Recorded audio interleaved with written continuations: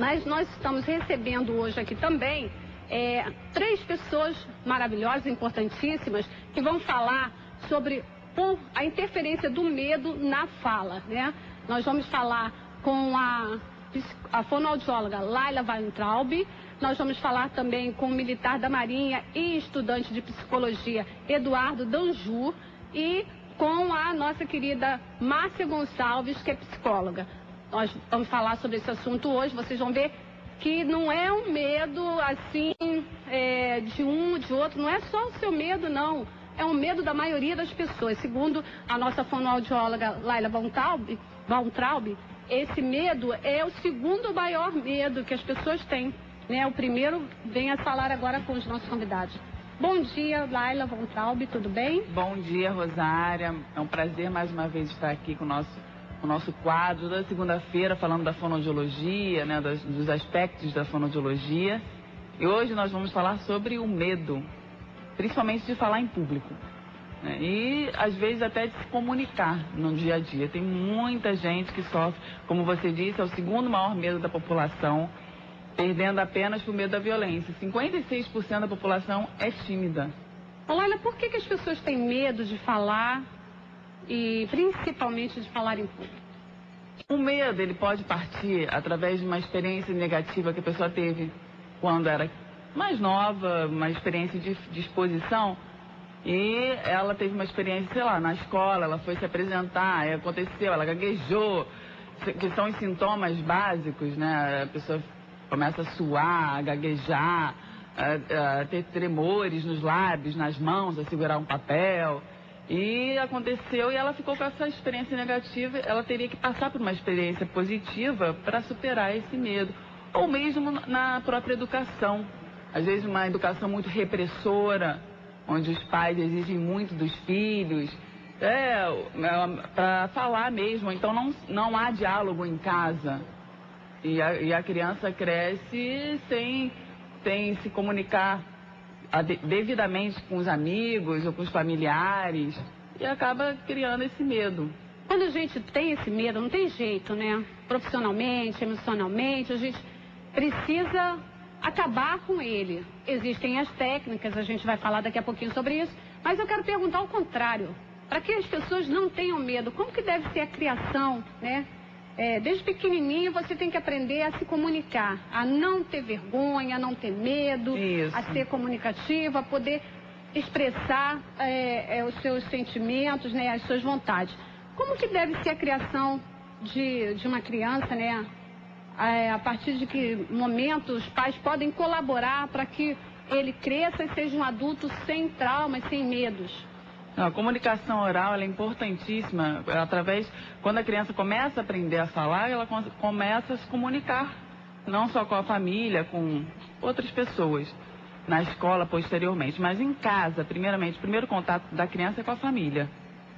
Os pais têm que tratar a criança, têm que estimular a fala da criança. Como? Conversando, verbalizando tudo que faz, dialogando com a criança naturalmente, não infantilizando. Os pais cometem erros quando infantilizam a fala ao falar com a criança. Ah, meu filhinho, que isso, toma isso. Falando tudo no diminutivo, a criança acaba falando dessa forma. E quando a criança, ela já demonstra uma certa timidez, como que os pais podem fazer para estimular, né, modificar esse aspecto? Olha, os pais podem, por exemplo, ontem mesmo tinha o irmão do meu namorado, ele tem 3 crianças, e as 3 crianças, uma tem é um casal de gêmeos, tem 2 anos, e a mais velha tem 5, se eu não me engano, tem 3, depois tem 5. E o menino, ele é muito tímido, sempre foi desde criança, desde que nasceu, sempre foi muito tímido, não fala com ninguém, sempre que aparece alguém, ele se esconde. E o que o pai faz? Estimula por exemplo, ontem eles foram numa festa e ele dançou, apesar do menino não gostar, ele pegou o menino e praticamente, não é que forçou, mas estimulou, vamos dançar, meu filho, pegou na mão, dá para ele se soltando. E a mesma coisa, tendo paciência para que, mesmo que a criança troque letras, que é comum na infância, ter paciência para escutar, para corrigi-la, verbalizando sempre, estimulando situações que ela tem e falar com as pessoas, ah, não, você vai se esconder, ah, ela é tímida assim, não, fala aqui, dá a mão, bom dia, fala bom dia, obrigada, e estimulando para que a criança cresça mais inibida. Pois é, no caso, às vezes acontece da timidez, e às vezes quando você está próximo, né, convive com pessoas muito expansivas, será que isso é um fator que pode inibir? Isso ajuda, não depende. Por exemplo, quando você tem a figura do pai, porque é um espelho, o que acontece? Os filhos acabam repetindo o que os pais fazem, tanto na fala, quanto nos gestos, até a tonalidade da voz às vezes é parecida. Então, se você tem um exemplo de um pai ou uma mãe muito tímido, provavelmente o filho vai copiar e pode ficar tímido também. Agora, se você tem uns pais geralmente expansivos, falantes, em qualquer situação, os filhos acabam também copiando, como lá em casa, somos 7 irmãos. A maioria, quer dizer, todos são desinibidos, porque o meu pai e minha mãe são desinibidos, são muito falantes. E hoje são todos profissionais, né, que estão nas suas carreiras. Isso. E a comunicação é essencial, principalmente profissionalmente, porque o mundo dos negócios exige profissionais cada vez mais preparados e com várias habilidades. Dentre essas habilidades, acho que a mais importante é você saber se comunicar com eficácia. Porque às vezes você tem um grande valor, um grande conhecimento, competência, mas se você não souber transmitir para aquela pessoa que está precisando de um profissional, que você é o profissional que ela precisa, não adianta, não vai adivinhar, né? Profissionais com mestrado, doutorado, que sabem muito, mas não sabem passar. O grande exemplo são os nossos professores a vida toda. Todos sabem muito, mas poucos sabem passar realmente. E a gente aprende com esses que sabem passar. E vamos voltar agora com 2 pessoas que estão aqui com os corações acelerados, né? Que são pessoas que fazem um curso de oratória com a fonoaudióloga Laila Von Traub. Eu quero dar primeiro meu bom dia, o militar da Marinha, Eduardo Danjur. Bom dia, Eduardo. Oi, olá, bom dia, tudo bem? Olha, é um prazer recebê-lo aqui, Eduardo. A gente vai falar sobre o porquê de você procurar, né, esse curso na idade adulta. De repente você descobriu que esse medo de falar em público estava, de uma certa maneira, atrapalhando a sua vida, né? Você também é estudante de psicologia e você até, inclusive, já fez um estudo sobre o pânico, fobias sociais. Então, eu quero dar também o meu bom dia para a Márcia Gonçalves, que é psicóloga, que está também fazendo esse curso, né? Bom dia, Rosária. Bom dia. Márcia, você é uma pessoa que, como profissão, você tem que ajudar as pessoas, né, diariamente. Você ajuda nos seus medos, nos seus problemas, e você tem esse medo, né? Fala pra gente um pouquinho disso. Realmente, para mim estar aqui é um desafio, e sendo aluna da Laila, doutora Laila, que tem me ajudado muito no curso de oratória, que eu fiquei adiando, como sempre, qualquer assunto que pudesse falar em me expor ao público. Mas na parte profissional isso prejudica, em outras situações também do cotidiano, né? Eu tenho certeza que você, no seu consultório, tem pessoas que você já ajudou bastante, que já se curaram, né, dos seus problemas, e você, de repente, acumula um grande conhecimento, e às vezes você é convidada para uma palestra, uma coisa assim, e é nessa hora que você pensa, esse medo está me atrapalhando. Exatamente. O que acontecia, que agora não, né? Estou tentando com a Laila, tem me incentivado muito, a respeito de dar aulas, participar realmente de palestras. E isso já tem um tempo, não é de agora. E sempre adianta, então chegou o momento que tem que procurar ajuda, e foi o que eu fiz. E, no seu caso, esse medo sempre te acompanhou? Ou é uma coisa que foi por causa de um trauma? Não, desde a infância. Já era tímida na escola, tinha incentivo das professoras, mas que era com muita cautela, muito devagar esse processo de me expor. E sempre foi na faculdade, na formação. Algumas vezes eu fiz algumas palestras, mas sempre com a ajuda de alguém, eu mesma, sozinha, não. Mas tem a ver com a sua educação, né, Márcia? Porque fui muito tímida, formação católica, colégio de freiras, enfim. Isso não que me tenha atrapalhado, mas foi eu fui ficando muito sozinha, muito recolhida, né? Isso atrapalha muito na minha vida, não só profissional, como pessoal também. Inclusive, esse final de semana eu estava lendo os jornais e vi uma questão assim de pessoas fora de série, né? Que se dão bem na profissão e outras não. E isso envolve vários fatores. É sorte, é comunicação, é criação, né? De repente você é criado de uma maneira em que você é incentivado o tempo todo a usar a criatividade. Então, não só usar a criatividade, mas a você ser uma pessoa, como é que se diz? O teu pai, você resolveu, eu quero fazer teatro. Aí vai os pais lá e incentivam você no teatro. Incentivam o que você gosta, o que você gosta de fazer, né? E nem toda família é assim, na verdade. Às vezes a família traça para você uma vida que eles acham que é aquilo e pronto. E de repente contraria o que você tem vontade. Então, nesse caso, a pessoa às vezes é tímida, também tem essa timidez, mas que não é percebida. Às vezes vem da família. A família também é assim, recatada, não é isso? Eu queria que você falasse um pouquinho disso também, o Eduardo. Assim, essa timidez é uma coisa até normal, né? Assim, a gente pode até assim, falar sobre o medo normal, né? E o medo excessivo, né? No caso que pode ser até dito como a fobia social ou a síndrome do pânico. Aí eu posso estar até dando uma definição do que seria o medo normal e do que seria o medo excessivo, que no caso é a síndrome do pânico ou a fobia social. O medo normal é aquele medo que você sente normalmente, né? Aquela leve palpitação, né? Que logo tende a passar, assim, logo nos primeiros minutos. Já a síndrome do pânico, a fobia social é aquela coisa travante, né? Assim, aquela coisa que te impede de viver e de ter uma vida normal. Ou seja, ela te impede de uma vida social.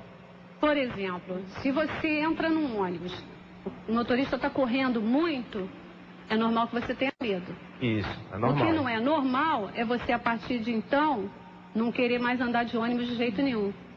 É isso mesmo. Deixar de faltar os seus compromissos porque você tem medo, porque algum motorista pode causar um acidente. Então isso já vira pânico. Isso. E assim, aí muitas vezes ela tende até a evoluir. Não é nem o caso de ter só o medo de entrar em ônibus, né? Até o Freud explica, tem um caso dele que é o caso do pequeno Hans, né? Que quando ele era pequeno ele tinha medo de cavalo. E à medida que ele ia crescendo ele tinha medo do cavalo que andava com a carroça. Aí depois ele tinha medo de passar em ruas que pudesse ter uma carroça com cavalo. E assim foi evoluindo ao longo da vida dele. Então a tendência também é aumentar se a pessoa não cuidar e se não, né, se tratar de uma forma geral. Tem que dar um freio. Isso, tem que dar um freio. E o único modo de dar um freio é você procurar ajuda, né, como cursos, né, assim, procurar se expor, né, até o próprio curso de oratória, né, da Laila que a gente faz é uma forma de ajudar, né, porque lá a gente faz uma simulação do que seria a vida normal. A gente é colocado em evidência num palco, né, com microfone, com plateia e tal.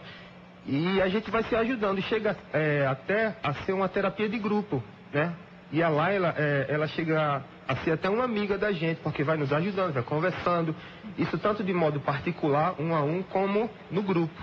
Márcia, você como psicóloga sabe que de repente o medo, ele pode evoluir, mas você pode, geralmente para terminar com medo, qualquer tipo de medo, você tem que enfrentar, não é isso? Enfrentar, buscar ajuda. E existe hoje em dia muitos recursos para essa ajuda. Que as pessoas falam, é muito oneroso o tratamento, a maioria das pessoas vem até assim. Mas você tem em universidades, que você tem o atendimento psicológico, o atendimento até psiquiátrico, com recursos, com valores menores, né, pagar menos. Você procurar fazer cursos que aumente a sua cultura, se socializar. Né? E se for um caso mais grave, procurar um psiquiatra, um outro médico, outro clínico que faça um tratamento medicamentoso, quando for um medo exacerbado, que já passe para fobia ou algo assim. Pois é, na verdade eu acredito o seguinte, que você pode curar os seus medos, né? Quando você não consegue, você procura ajuda. Quando você não consegue sozinho. Mas pode tentar curar sozinho também. Eu acredito isso, né? Muitos dos meus medos, eles foram curados. Mas você, sozinhos. Rosália, teve a coragem de enfrentá-los. Tem gente que não tem coragem. Mas a primeira coisa... Não, a gente não pode ter preconceito, certo? Por exemplo, eu nunca fiz terapia. Mas eu acho que tem pessoas que precisam. Não, acho que de repente todo mundo precisa, seria bom para todo mundo fazer. De um empurrão, mas só que tem pessoas que realmente não conseguem mesmo. Por exemplo, parar de fumar. Eu parei de fumar sozinha. Eu tentava, aí eu ficava uma semana sem fumar e voltava. Aí depois eu ficava um mês e voltava. Eu cheguei a ficar 1 ano e voltei. E todas as vezes que eu voltava, eu pensava comigo, eu me sentia muito, muito mal, porque eu falava, caramba, eu sou muito sem vergonha. Como é que eu posso, ficar 1 ano sem fumar e depois voltar? Mas foi preciso esse processo para que eu tentasse várias vezes até conseguir. Hoje, sinceramente, não digo que eu não sinto a vontade, já faz uns 4 anos que eu parei de fumar, nem sei quanto tempo. Um dia eu resolvi, não, a partir de hoje eu vou ter um maço de cigarro em casa, eu vou olhar para ele e vou dizer não. Eu deixei aquele maço de cigarro ali muito tempo, com fósforo, com isqueiro, tudo direitinho, para que eu pudesse olhar para ele e dizer não. Entendeu? Não queria ter a vontade e sair pela rua que nem uma desesperada. Eu queria que, se eu tivesse vontade e não resistisse à vontade, o cigarro estivesse ali. Então eu consegui sozinha. Mas tem pessoas que não conseguem. E você tem que saber isso. O que você consegue sozinho, o que você não consegue? No caso de falar em público, eu procurei também a Laila, sou uma aluna da Laila, porque às vezes você vê, tá falando aqui na rádio e é uma pessoa que... desinibida. Totalmente desinibida, não sou. Sou uma pessoa até, às vezes, bastante introvertida. Mas para o meu trabalho, isso é péssimo, né? E eu acho que para o trabalho de qualquer um, a gente tem que se comunicar para a vida social. Eu fui procurar e tenho realmente encontrado pessoas com o mesmo problema que eu, profissionais também, né? São pessoas que têm as suas cargas. Mas você pode dizer, Márcia, você como psicóloga, com medo de falar em público, é uma. E no dia que você perder o medo, não vai ser outra? Sua vida não vai mudar, sua profissão, suas possibilidades não vão aumentar? As portas vão abrir, principalmente não adiar esses projetos, porque surgem na vida da pessoa e depois podem não acontecer mais. Quer dizer, eu adiava, me isolava, dava desculpas para não comparecer. E nem tudo acontece de uma hora para outra, né? Às vezes você tem que tentar várias vezes. Tente muitas vezes, mas não se conforme em ter um problema que atrapalha a sua vida. No seu caso, por exemplo, Eduardo, você sentiu em que momento que precisava de ajuda para poder perder esse medo, porque esse medo estava atrapalhando sua vida profissional, pessoal? Assim, só uma coisa para esclarecer, né, para quem está nos ouvindo, é que existe uma diferença, né, como eu já falei, do medo normal e do medo excessivo. Assim, aquela pessoa que tem um medo normal, ela consegue se sobressair, ou seja, ela consegue enfrentar, ela consegue se superar. Já quem tem um medo exagerado, que é aquele medo travante, né, assim, ela realmente precisa de uma ajuda, seja ela psicológica, seja ela de um psiquiatra, ou seja, ela tem que procurar descobrir qual é o tipo de profissional que ela precisa. Né? Já no meu caso do medo, ele foi evoluindo, né, ao longo da minha vida. Né? Desde pequeno eu já era um pouco tímido, aí foi evoluindo. Você era gago, né? Isso, era muito gago. Ninguém diz. Era gago de Jó. E assim também vale lembrar, né, que a gagueira, assim, no caso da minha, ela aumentava mais ainda à medida que eu era discriminado, né, que vinham as brincadeiras, né, me chamavam de gaguinho. Hoje mesmo, quando eu liguei para casa, né, e falei que vinha para a rádio e tal, assim, a primeira coisa que eu ouvi foi a minha irmã falar, poxa, cuidado para você não gaguejar. e assim, essas coisas te machucam, né, traumatizam. E uma criança mais ainda, né, que tem esse problema. Se ela não tiver uma criação boa, né, com pais bem formados, né, que tiver um nível de instrução legal para poder orientar bem e saber o que é certo e o que é errado na hora de falar as coisas, isso complica muito.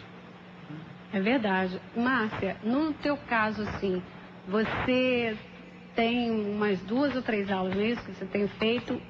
Eu comecei o curso, no primeiro dia foi um bicho de 7 cabeças o microfone, subi ao palco mais ainda, mas com incentivo de aula individual, aula de grupo, porque eu já estava querendo ir para a aula individual, fugindo do grupo, né?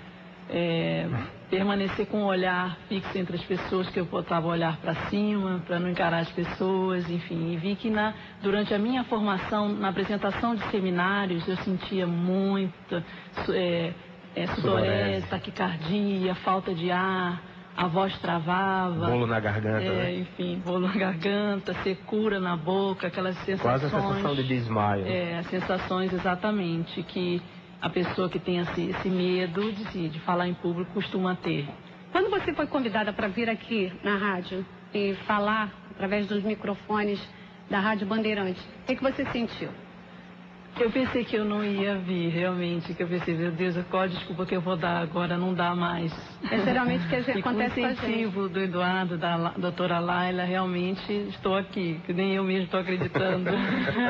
E aí, quando você sentou aí nessa cadeira e o microfone à sua frente, você sabia que ia falar para milhares de pessoas, o que você sentiu? Eu me senti bem da maneira como eu posso transmitir, que foi o objetivo que eu fiz esse curso, o conhecimento que eu tenho. Quer dizer, não ficar só no consultório ali, fechadinha, atendendo o cliente, se ajudando pessoas, entendeu? Com o que eu estudei, com o que eu estudo. Algum de vocês aí teve o coração acelerou? Isso é normal, né? Isso é normal. O que não é normal é quando é travante, né? Quando isso te impede de viver, quando te impede de conseguir um trabalho, de fazer uma entrevista, de trabalho, aí isso aí é complicado, mas assim, essa taquicardia normal, essa sudorese, né, que normalmente não dura mais de 10 ou 15 minutos, né, tô até exagerando, normalmente são 5 minutos, é normal. Aí depois disso, depois desses 5, 10 minutos, aí a coisa começa a se normalizar. Para mim demora mais um pouquinho. Depende muito da pessoa. Mas esses 5 minutos iniciais são realmente preocupantes para quem tem esse medo.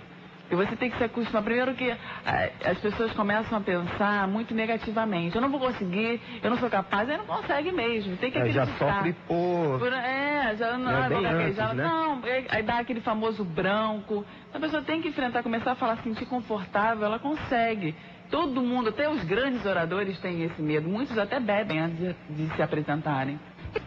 A Luísa Fernandes de Nilópolis concorda com você, Rosária, que depois que a pessoa se cura dos seus medos, ela passa a ser outra pessoa. Passou por isso, que curou da fobia de falar em público e se formou em professora. Oh, que beleza. Parabéns, querida. Incentive outras pessoas. Eu sempre aqui na rádio, sempre me coloco como uma pessoa que passou por esse medo. Eu sofria quando chegava perto de um microfone. Para quê? Para que todo mundo saiba que é possível. Você pode ficar curado, você pode ter uma vida normal, bacana. Então, parabéns para você por dar essa sua contribuição, né, falando que superou o problema. O Fabrício de Souza, de Quintino, pergunta para Laila como pode uma pessoa ter cara de pau para pedir emprego para quem nunca viu na vida e quando vê uma garota que interessa, treme, sua frio e às vezes foge de vergonha. Isso é muito comum, né? Porque é o medo de ser rejeitado, o medo de levar um não. E eu costumo falar para meus alunos, se você chegar em 10, 20 pessoas e levar todas... você levar um não e uma você conseguir, você está no lucro. Então tem que tentar, tem que enfrentar. Levar não é comum, tanto para emprego quanto para mulheres. Alguma você vai agradar. Bom, os homens já, a maioria dos homens não existe. Assim, até porque o homem, né, assim, ele está na condição de caçador, né? E a mulher de caça. Então, é impossível não levar um não. Você tem que encarar isso normalmente. Normal. Esse medo e pelo contrário, a mulher gosta de quê? De homens seguros, que saibam falar. Então, mesmo que o nervosismo esteja ali presente, tenta disfarçar um pouquinho. Por exemplo, se você for numa festa, tá cheio de mulheres, cante todas. Isso, uma de cada vez. Cuidado pra não virar galinha. Aí, se alguma depois falar assim, poxa, mas você é galinha, tá cantando... Não, eu estou fazendo um tratamento fonoaudiólogo. Tem umas que até acham charme. Poxa. A pessoa ser tímida. Leva isso na brincadeira. Começa a se levar, a brincar com você mesmo, né? Se levar enfrentamento, na né, que a gente tá brincadeira. falando. Exatamente. Isso é um dos modos. Você vai dar uma palestra ou uma aula, você pode brincar com a plateia. Gente, vocês não sabem como eu tô nervosa aqui. Isso é comum, todo mundo fica. E começar com uma conversa, falar, hoje eu vou falar sobre tal assunto. O que vocês acham a respeito disso? Então você já quebra aquele gelo, aquela distância da plateia. E é um bate-papo, como a gente está fazendo aqui. Se todo mundo erra, a pessoa, se você falar isso pra mulher, é bem capaz de você ganhar. A Jaqueline Dantas da Barra pergunta para a psicóloga Márcia se os psicólogos estão preparados para identificar a diferença entre síndrome do pânico e depressão, porque ela foi paciente por mais de 3 anos, tratada como depressiva, e o problema dela era a síndrome do pânico. Jaqueline, né?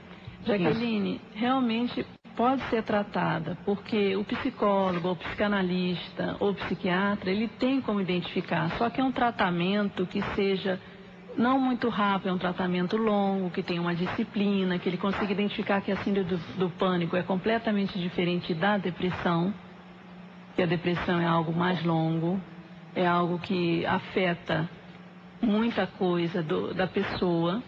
E a síndrome do pânico também, a pessoa não quer sair de casa, sente todos esses sintomas de calafrios, o próprio medo. Mas é um medo irracional. Seria, doutora, um seria por medo e outro por ausência de vontade, né?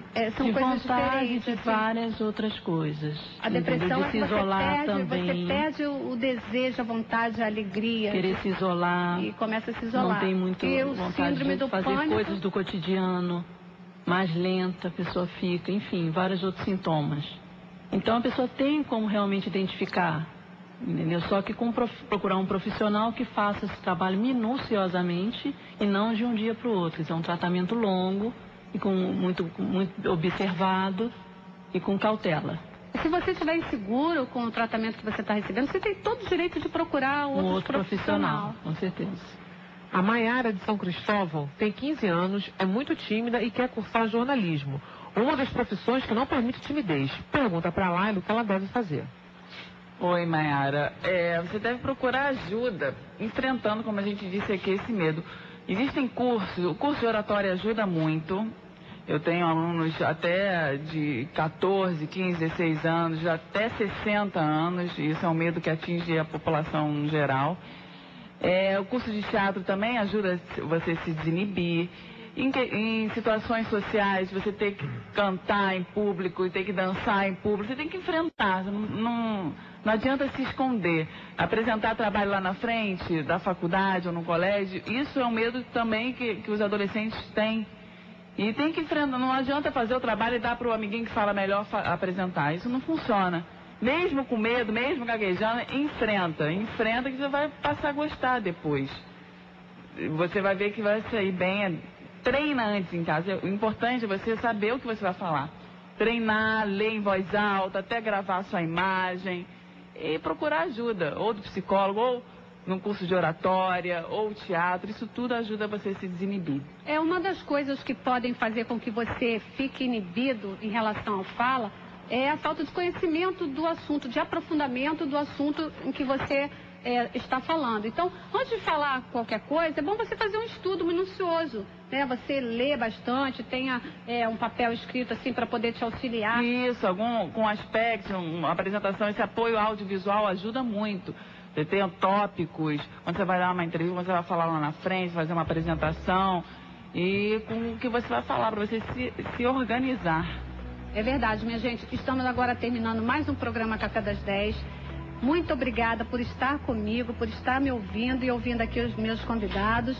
Muito obrigada a vocês por terem vindo ao meu programa. Eu que agradeço. Programa obrigado. Que Obrigada, principalmente... Obrigada. Agora eu vou dar meu telefone, se alguém tiver interesse, no meu consultório é 3285-1036. 3285-1036.